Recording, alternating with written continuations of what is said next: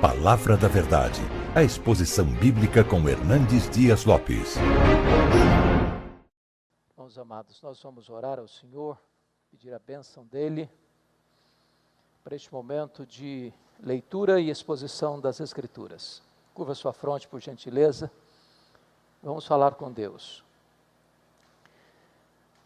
Pai, nós te adoramos pelo privilégio de nos reunirmos nesta manhã em tua casa. Os teus átrios são amáveis, e um dia na tua casa é mais proveitoso para nós do que 1000 dias fora dela. Aqui temos a promessa da tua presença e aqui temos a comunhão com o teu povo. Agora que vamos abrir a tua palavra, suplicamos-te que tu nos ilumines a mente e o coração, que tu fales conosco, que todo o nosso pensamento seja levado cativo à obediência de Cristo, e que a tua palavra viva e poderosa encontre guarida no nosso coração nesta manhã. Assim oramos em nome de Jesus. Amém. Abra sua Bíblia comigo, por gentileza, no Evangelho de Jesus Cristo, conforme o relato de João, no capítulo 4, versos 43 a 54. João capítulo 4, versos 43 a 54.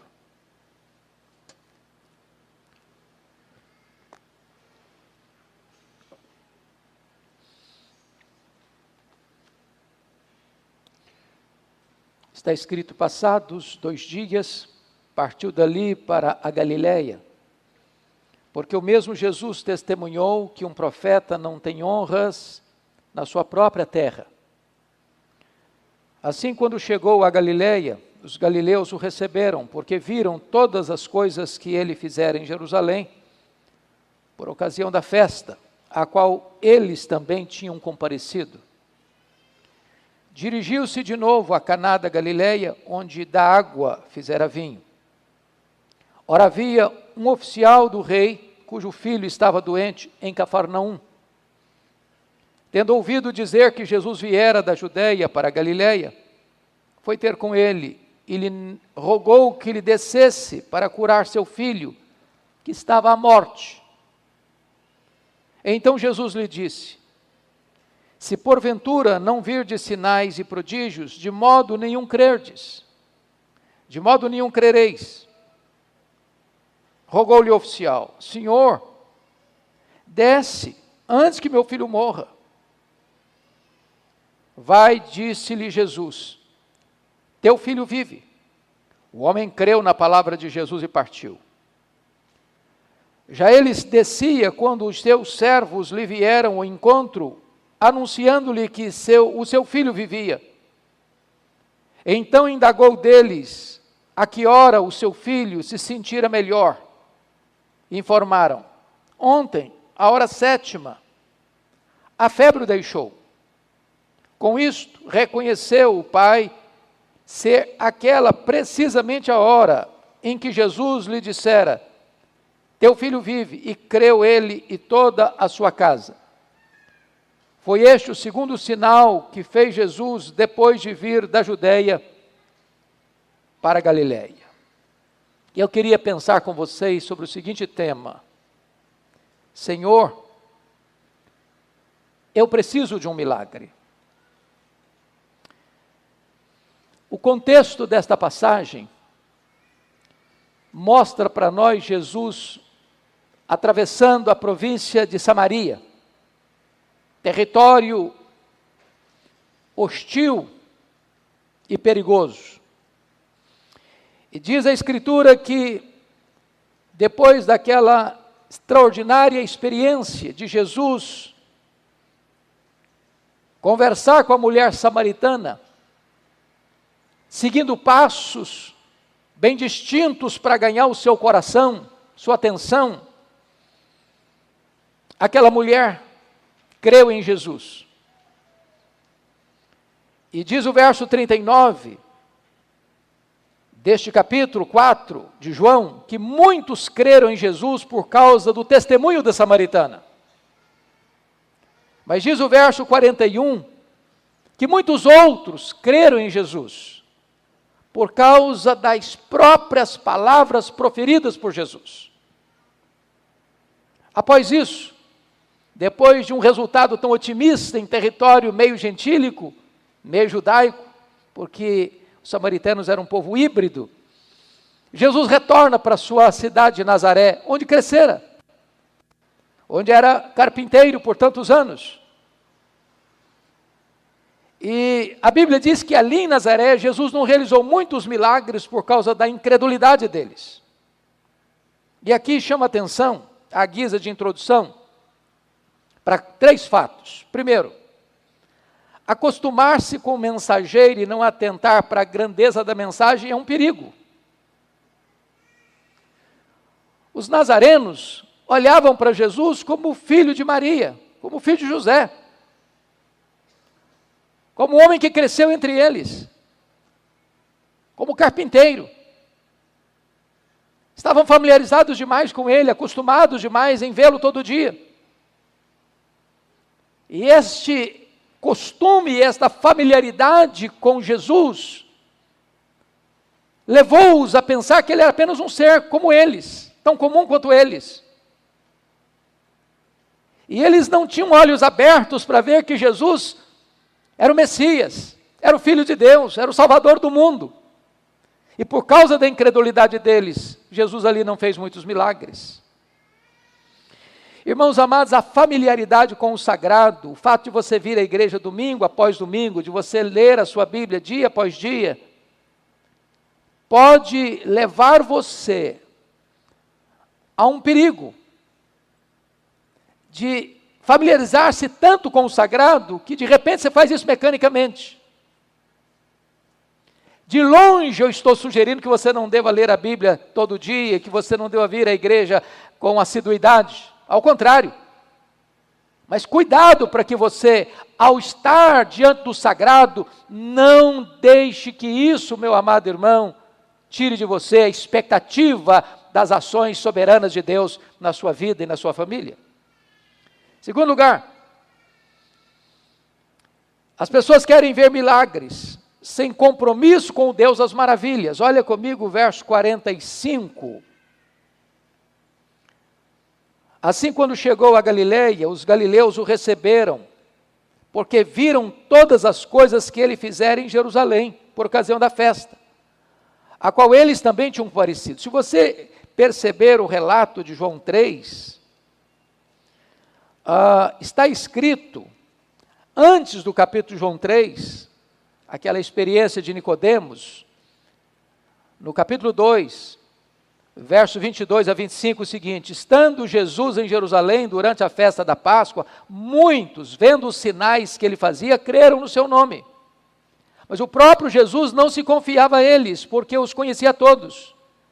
E não precisava de que alguém lhe desse testemunho a respeito do homem, porque ele mesmo sabia o que era a natureza humana. Em outras palavras, tem muita gente que procura Jesus, que vai ao encontro de Jesus, não porque está interessado em ouvi-lo e em recebê-lo como salvador pessoal, mas é apenas em oferir vantagens imediatas, receber um milagre, ou ver um milagre.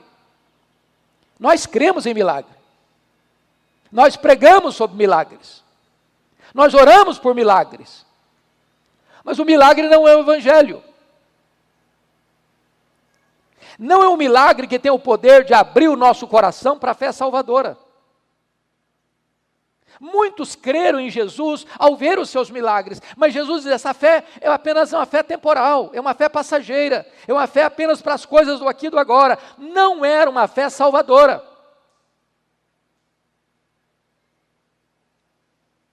Assim também, como os judeus lá do sul de Jerusalém, aqui também no norte, os galileus querem ver milagres, estão ávidos por milagres, correm atrás de milagres, mas Jesus não confia neles. Isso não é a fé salvadora. Eu acho curioso, lá em Atos 2, acontece o derramamento do Espírito Santo, aquele foi um fato extraordinário, mas o fato em si não foi suficiente para abrir o entendimento do povo de Jerusalém. Ao contrário, ficaram com ceticismo. O que quer isso dizer? Houve até mesmo preconceito. São galileus. Houve zombaria, estão bêbados. Entretanto, quando Pedro se levantou para pregar e pregou a mensagem cristocêntrica, os corações foram compungidos. E cerca de 3.000 pessoas foram convertidas a Cristo. A terceira coisa que eu quero trazer à tona é que a incredulidade fecha a porta às intervenções de Deus. Está lá em Mateus 13:58. E não fez ali em Nazaré muitos milagres por causa da incredulidade deles. Eu não sei quanto a você, irmão, o fato de a gente vir à igreja, domingo após domingo, quantas vezes você vem para a casa de Deus sem qualquer expectativa? Você vem por um hábito, você vem por um costume, você vem porque você gosta de vir, e é bom que venha mesmo. Alegrei-me quando me disseram, vamos à casa do Senhor. Por outro lado, a gente vem por vir. Não espera nada, não tem expectativa de nada, não espera receber nada também. Botou a vida espiritual no piloto automático. E sabe, irmãos, isso pode nos levar a ter a mesma situação dos habitantes de Nazaré. Ali Jesus não faz milagres, ali Jesus não opera as maravilhas. Não porque não tenha poder de fazê-lo, não porque a incredulidade do povo impede que ele faça, porque perdeu o poder, não, mas ele não faz.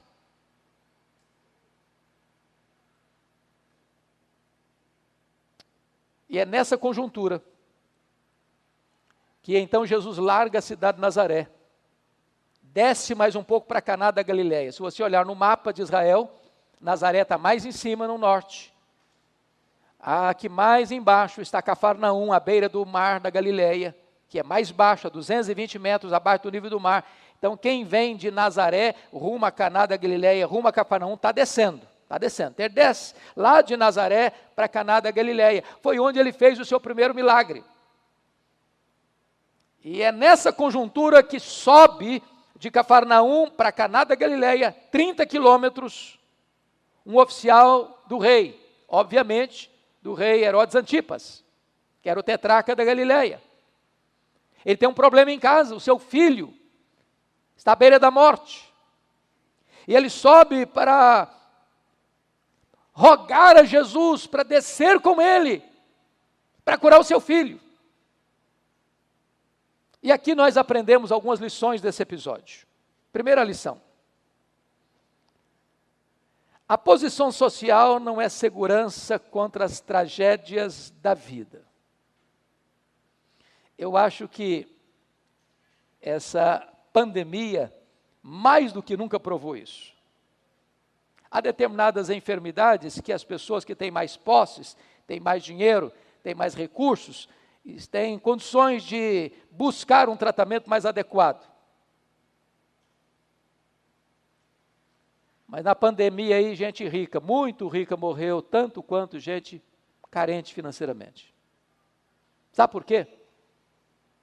Porque posição social, dinheiro, cargo, hierarquia, posição elevada na sociedade, não blinda você. Não protege você.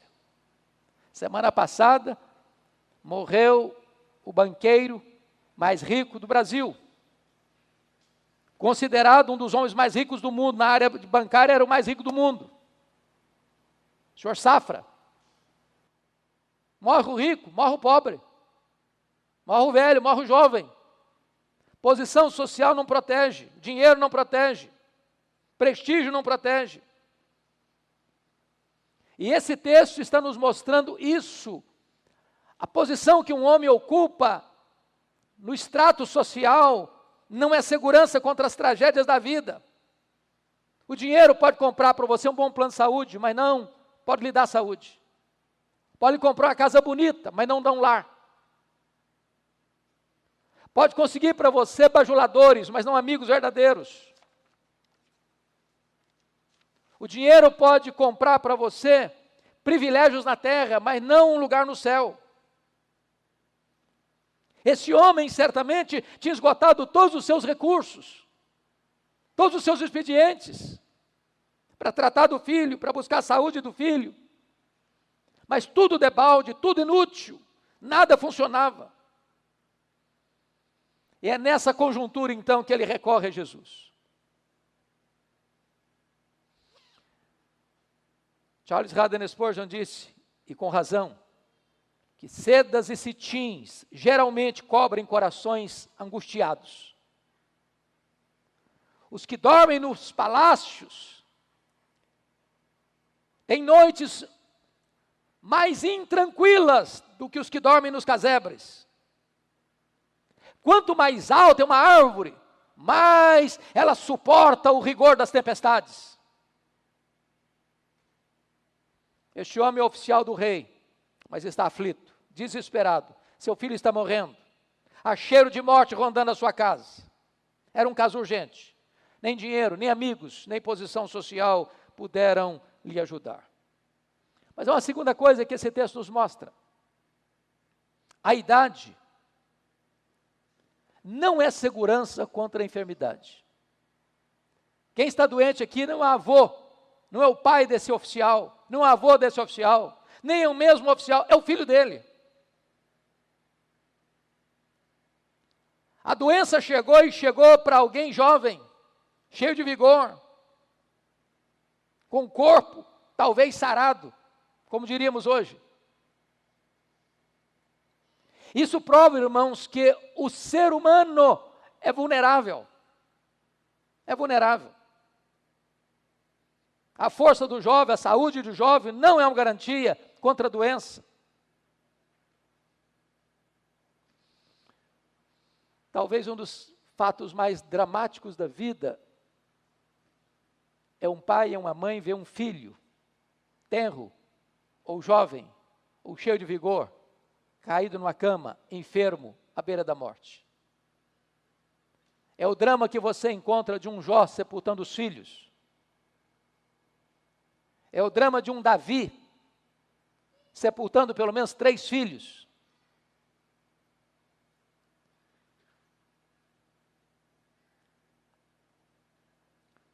Me permita, Luiz Egídio, me citar você. Eu tive um relacionamento muito estreito com o seu querido pai. Para mim, um dos homens mais distintos que eu tive o privilégio de conviver, Dr. Adelson Cunha. Foi secretário de saúde do Estado do Espírito Santo. Gostava muito de ir lá na sua casa para bater papo com o seu pai, longas conversas, longas conversas. Um dos homens mais polidos que eu conheci.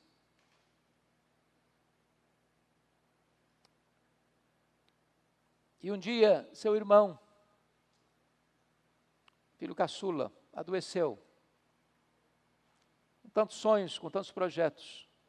Uma enfermidade grave, violenta e rápida. Seu irmão veio a óbito. E eu nunca me esqueci do que o seu pai me disse no funeral do seu irmão. Pastor, o que mais me dói é que meu filho furou a fila. Não é natural um pai sepultar um filho. Esse é o drama desse pai aqui. Seu filho está à morte. E nenhum pai tem um coração tranquilo, sereno, se o filho está à morte. A idade não é segurança contra a enfermidade. Mas em terceiro lugar, irmãos, nós aprendemos nesse texto sobre os benefícios que a aflição máxima pode trazer a nós. Porque até mesmo nas aflições mais agudas da vida, Deus continua no controle. E essas aflições podem nos colocar mais perto de Jesus. Esse homem, como oficial de Faraó, melhor dizendo, como oficial de Herodes Antipas, talvez vivendo nos redutos do palácio, nos corredores do palácio, em Cafarnaum, que era a sede do governo de Herodes Antipas, estivesse muito fora do âmbito do relacionamento com Jesus. Mas o sofrimento leva esse homem a Jesus. Quantas vezes o caminho de Deus de acesso ao nosso coração é a tempestade? Como disse o salmista, foi-me bom ter passado por sofrimento, para que eu aprendesse os teus decretos, para que eu aprendesse a tua lei. Olha comigo o verso 47. Tendo ouvido dizer que Jesus viera da Judéia para a Galiléia, foi ter com ele e lhe rogou que descesse para curar o seu filho, que estava à morte. O sofrimento o levou a Jesus. E a Escritura diz que Jesus fez 2 milagres em Caná. O primeiro deles, transformando água em vinho, a pedido de uma mulher, aliás, sua mãe. O segundo milagre em Caná, a pedido de um pai. Um para trazer alegria no casamento, outro para evitar a dor do luto.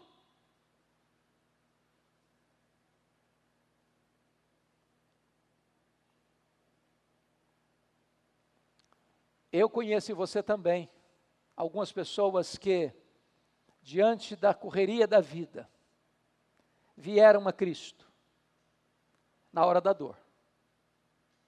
E encontraram nele refúgio, encontraram nele cura, encontraram nele consolo, encontraram nele perdão, encontraram nele a vida eterna. É o caso desse homem. Mas em segundo lugar, veja comigo, que a insistência para que Jesus vá com ele à sua casa. Olha comigo o verso 49. Diante da resposta de Jesus no verso 48, então Jesus lhe disse: se porventura não virdes sinais e prodígios, de modo nenhum crereis. Rogou-lhe o oficial: Senhor, desce antes que o meu filho morra. Eu não sei quanto a você, queridos, eu creio, louvado seja Deus, que nenhum de nós aqui está com alguém doente nas últimas, à beira da morte em casa. Mas há outros perigos que rondam a nossa casa. Há outros motivos de angústia e dor que cercam a nossa vida. E talvez você veio aqui hoje, nesta manhã, dizendo: Senhor, eu preciso de um milagre. Na minha casa, na minha vida, no meu casamento, no relacionamento com os meus filhos, na minha família.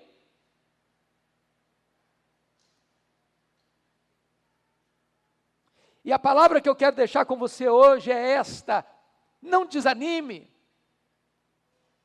Se Jesus está tratando com você, se a resposta primeira de Jesus para você parece ser um balde de água fria no seu entusiasmo, se você não vir milagre, você não crê, e ele diz: Senhor, eu preciso, eu tenho urgência, meu filho está morrendo, desça antes que meu filho morra. Ele tem pressa. E eu estou seguro disso, irmãos, nós precisamos de Jesus na nossa casa. A maior necessidade nossa não é de coisas, não é de bens, nem mesmo de saúde. A maior necessidade nossa é de que Jesus vá conosco à nossa casa. Porque onde ele entra, leia os evangelhos e você vai ver que onde Jesus entrou, milagres aconteceram. Houve salvação, houve cura, houve perdão, houve restauração, houve recomeço, houve um novo horizonte dali para frente.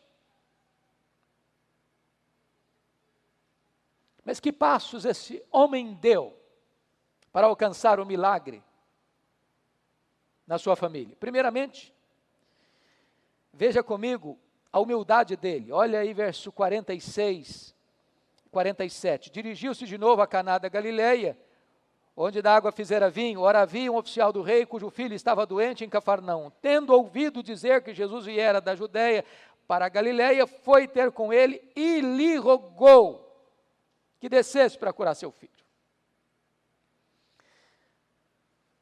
Ele desceu do seu pedestal. Ali não é um oficial do rei, ali ele é um pai aflito.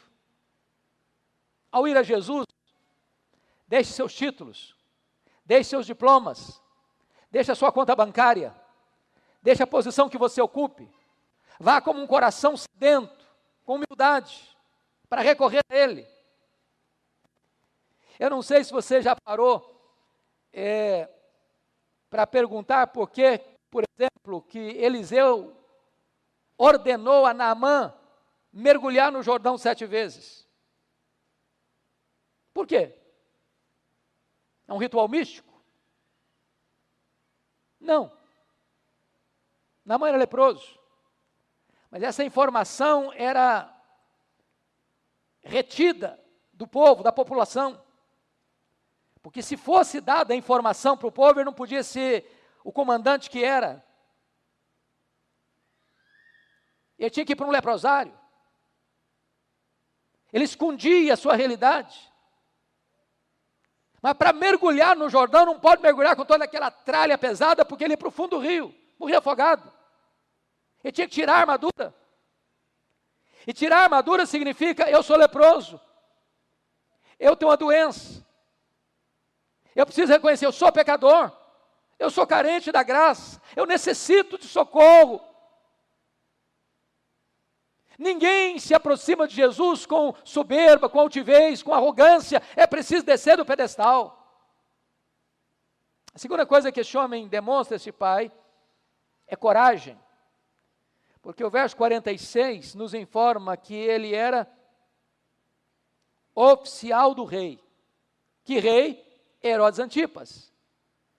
E a questão é que Herodes Antipas era um monstro.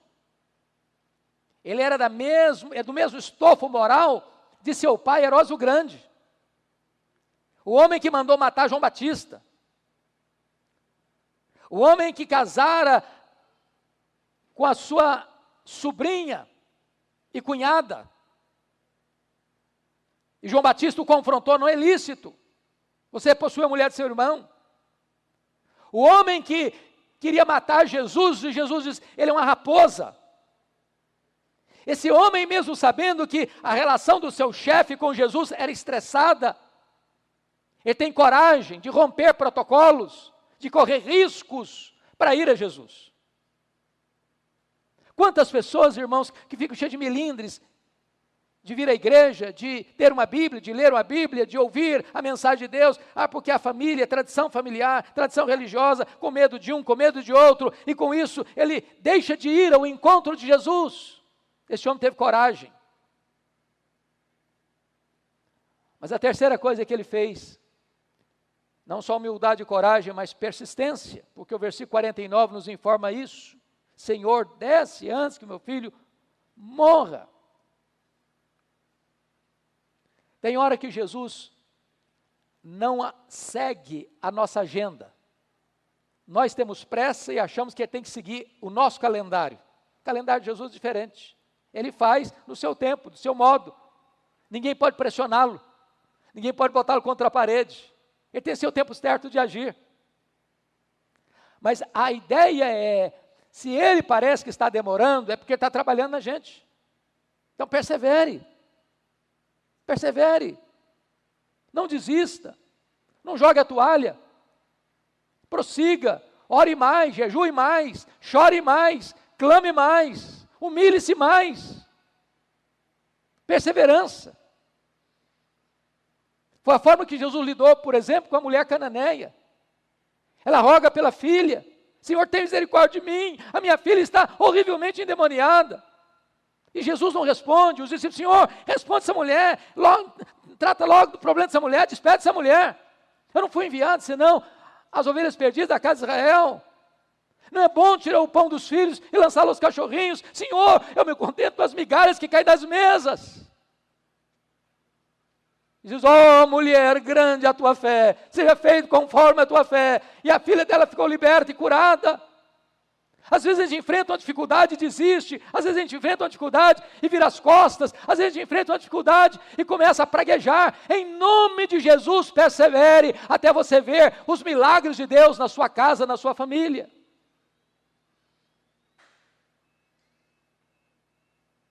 Mas em quarto lugar, este homem exercita sua fé. Olha comigo o verso 50. Vai, disse-lhe Jesus, teu filho vive. O homem creu na palavra de Jesus e partiu. Que coisa maravilhosa. Ele queria que Jesus descesse com ele. Jesus não desceu, mas atendeu o seu pedido. Vai, teu filho vive. E ele creu. E quem crê, descansa. Quem crê, não duvida. Foi o que Jesus disse para Marta. Agora não adianta mais, Senhor, já cheira mal. Diz Marta, se creres, verás a glória de Deus.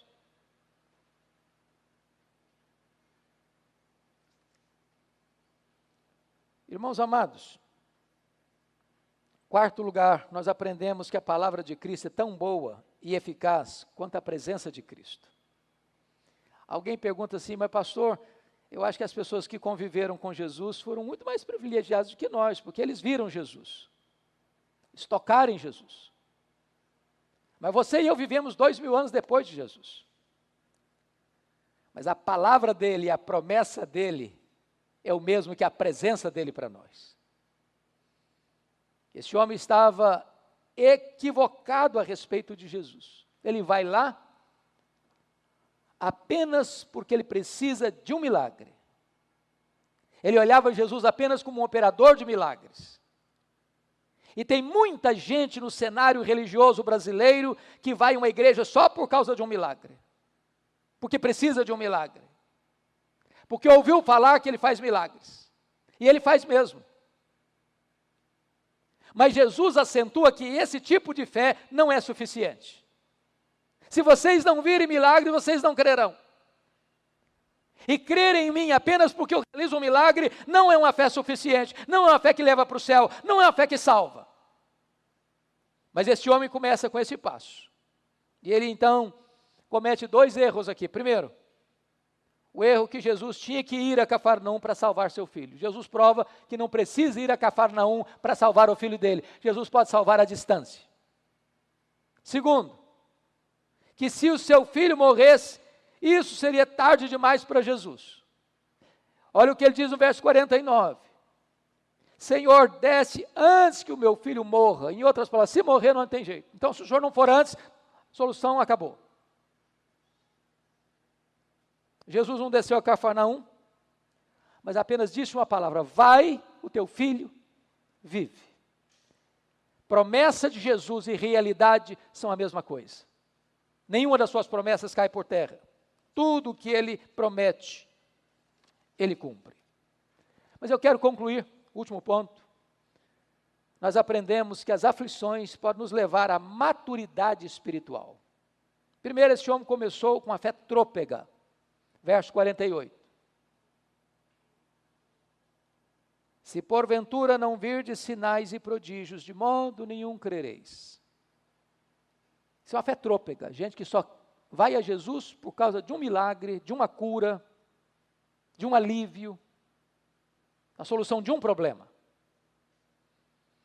Mas, em segundo lugar, a sua fé vacilante tornou-se uma fé confiante. No verso 50, vai, disse-lhe Jesus, teu filho vive. O homem creu na palavra de Jesus e partiu. Ele não disse, Senhor, vão comigo. Senhor, se o senhor não for, não vai resolver. Não, ele creu. E o nosso papel é crer na palavra de Jesus. Você tem a Bíblia, a palavra de Deus, escrita. As promessas de Deus estão aqui. Leia, creia, obedeça. Terceiro, a sua fé confiante tornou-se fé confirmada. Versos 51 a 53 diz que enquanto ele descia, eu estou falando de 30 quilômetros de Caná da Galileia a Cafarnaum, enquanto ele está descendo, gente da sua casa está subindo. Encontram-no no meio do caminho. Disseram, olha, teu filho está bem, a febre o deixou. E ele averigua, que horas aconteceu isso? Ao receber a informação, ele chega à conclusão que A febre deixou o seu filho no exato momento em que Jesus disse: vai, o teu filho vive. A fé confiante é agora a fé confirmada. Mas finalmente, a sua fé confirmada tornou-se uma fé contagiante. Olha comigo os versos 53, porque está escrito: com isso reconheceu o pai ser aquela precisamente a hora que Jesus lhe dissera: teu filho vive, e creu ele e toda a sua casa. Toda a sua casa. Bendito seja Deus, que quando você crê, você abre a porta da salvação também para a sua família. Crê no Senhor Jesus e será salvo tu e a tua casa. E foi o que aconteceu na casa daquele homem.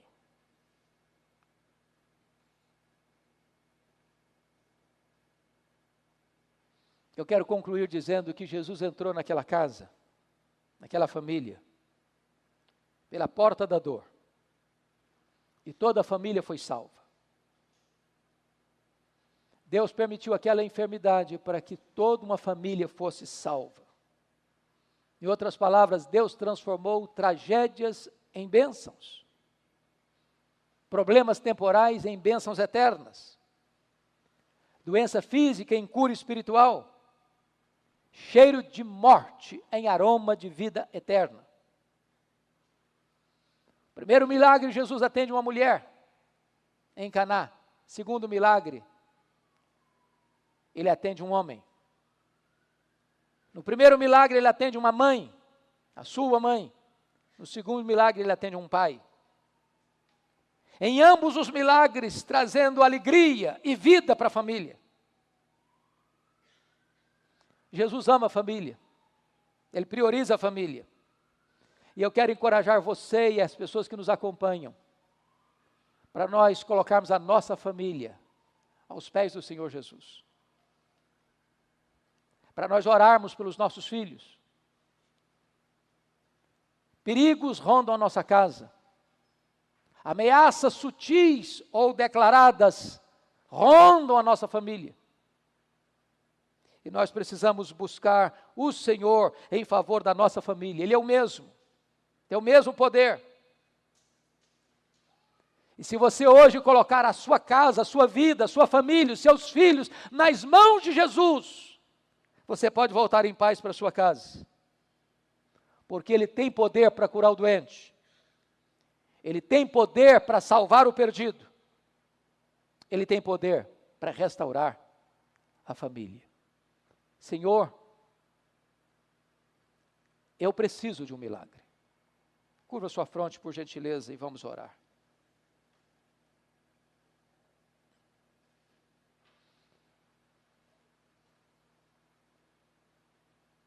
Como é que está a sua casa? Como é que está a sua família? Que milagre hoje você precisa dentro da sua casa? O que é que hoje aflige o seu coração? O que é que você já se esforçou e usou todos os recursos que você tem e o problema não está resolvido? Coloque este problema agora nas mãos de Jesus. Seja um problema de saúde, uma enfermidade atingindo a sua família, seja um problema de relacionamento, seja alguém que ainda não se rendeu aos pés do Salvador dentro da sua casa. O que você precisa? Coloque este problema aos pés do Senhor Jesus. Creia na sua palavra. Aproprie-se das suas promessas. E volte em paz para a sua casa. Agradecemos, Deus, a tua palavra que é poderosa e viva. Tu conheces o nosso coração, tu conheces a nossa casa, tu conheces a nossa família. Tu conheces o recesso do nosso lar. Tu conheces o que o amigo mais próximo não sabe. Tu conheces aquilo que não foi compartilhado com o amigo mais próximo. Então, em nome de Jesus, ó Deus, volta o teu rosto para nós nesta manhã. Porque nós também precisamos de um milagre. da tua intervenção, da manifestação do teu poder, da tua cura e da tua salvação. Palavra da Verdade, a exposição bíblica com Hernandes Dias Lopes.